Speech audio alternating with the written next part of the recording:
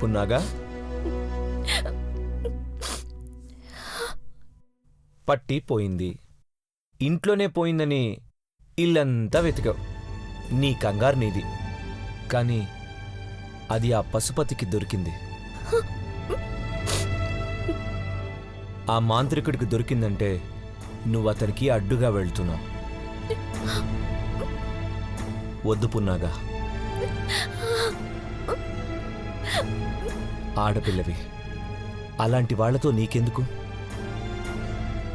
నన్నడిగినట్టే అతన్ని కూడా నాగమణి కోసం అడుగుదాం అనుకున్నావా? నన్ను విసిగించినట్టే వాణ్ణి విసిగించావు అనుకో,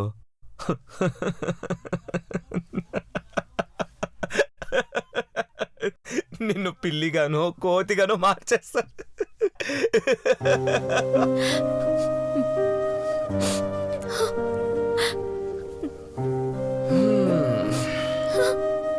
హలో హలో హలో, ఇప్పుడు నేను ఏమన్నానని ఏడుస్తున్నావు? నీ మంచి కూర చెప్పాను. నువ్వు నన్ను అన్నావని కాదు నా ఏడుపు, పట్టెలు పోయాయని. ఎక్కడికి పోయాయి? నీకు తెలీదా? ఒక పట్టి పశుపతి దగ్గరుంది, ఇంకొకటి నీ దగ్గరుంది. సాయంత్రం లోపు 2 పట్టీలు హైగారికి చూపించకపోతే నన్ను ఇంట్లోంచి పంపించేస్తారు. ఏడవకు, నీ కాటుక కళ్ళల్లో ఆనందం ఉండాలి గాని కన్నీళ్ళు ఉండకూడదు. నీకేంటి, ఎన్నైనా చెప్తావు, నా బాధ నీకే తెలుసు.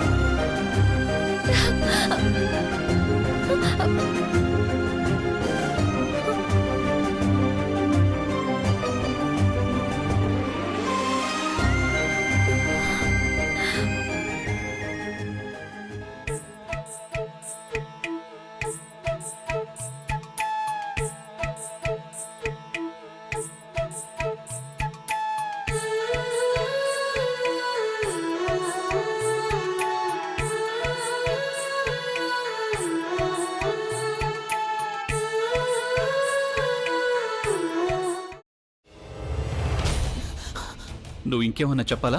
ఇంకేమన్నా అబద్ధం చెప్పాలనుకుంటే చెప్పేయి. నేను చూడాలనుకుంటున్నాను నన్ను మోసం చేయడానికి నువ్వు ఎంత నీచానికి దిగజారగలవు అని. ఎందుకు ఆలియా, ఎందుకు నువ్వు ఇలా చేసావు? నీకు తెలుసు కదా, నానమ్మ తర్వాత నీ ఒక్కదానిని కదా నేను పూర్తిగా నమ్మేది. ఏమన్నావు నువ్వు? ఈ మధ్య అన్నిటినీ మర్చిపోతున్నావా? అది చాలు. వాటిలో ఉన్న శక్తి విషయాన్ని గ్రహించి మనకు వివరిస్తాయి.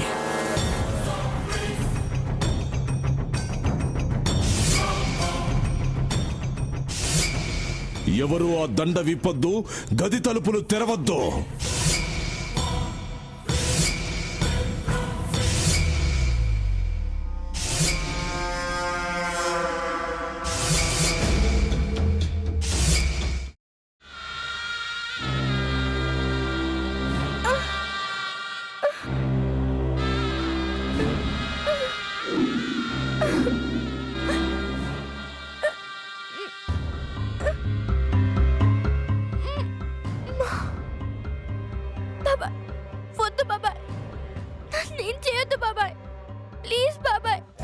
నీకు నిజం తెలిసినప్పుడే నా ఆలోచనలో నువ్వు చచ్చిపోయావు.